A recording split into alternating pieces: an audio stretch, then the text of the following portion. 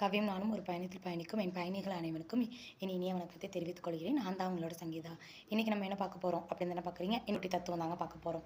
என்னோட காதில் பார்த்தீங்களா, இந்த தோடு இவ்வளோ அழகாக ஒரு டான்ஸ் போட்டுகிட்டே இருக்குது. எனக்கு இந்த தோடு ரொம்ப பிடிக்கும். ஓகேவாங்களா?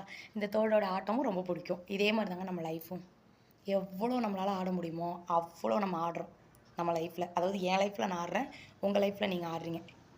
இது லைட்டாக அந்த ஜாயிண்டிங் ப்ளஸ் அந்த கல் எல்லாம் உளுந்து போயிடுச்சுன்னு வச்சுக்கோங்களேன். அதோட நான் தூக்கி இப்படி வெளில போட்டுட்டு அடுத்த தோட மாட்டிட்டு போயிட்டே இருப்பேன். ஆனால் நம்ம லைஃப்பை இருக்கிற ஒரு லைஃப்பை தூக்கி போட்டு திருப்பி இன்னொரு லைஃப்னு நம்மளால் எடுத்துக்கிட்டு வாழ முடியாது. சரிங்களா?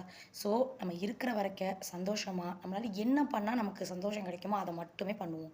பாவம் புண்ணியம்லாம் நீங்கள் பார்க்க தேவையில்லை. இது பண்ணால் உங்களுக்கு சந்தோஷம் கிடைக்குமா அதை பண்ணுங்கள். எது எதுன்னு லிஸ்ட்டு போட்டு சொல்கிறதுக்கு அளவுக்கு எனக்கு அனுபவம் பத்தாது. சரிங்களா? உங்களுக்கு எது நல்லதுன்னு தோணுமோ அதை நீங்கள் கண்டிப்பாக பண்ணுங்கள். சரிங்களா? தோட பார்த்துட்டு மறக்காமல் கண்டிப்பாக உங்கள் லைஃப்போட கனெக்ட் பண்ணிக்கோங்க. நான் சொன்ன தத்துவம் உங்களோட கனெக்டிவிட்டி ஆணுச்சு அப்படின்னா மட்டும் என்னோடய சேனலை லைக், ஷேர், கமெண்ட் மட்டும் பண்ணிவிட்டு மறக்காமல் சப்ஸ்கிரைபும் பண்ணிட்டீங்க, பெல் ஐக்கானே கிளிக் பண்ணிட்டீங்க அப்படின்னா இந்த சங்கீதாவோட தத்துவம் எல்லாமே உங்கள்கிட்ட வந்துக்கிட்டே இருக்கும். நன்றி, வணக்கம்.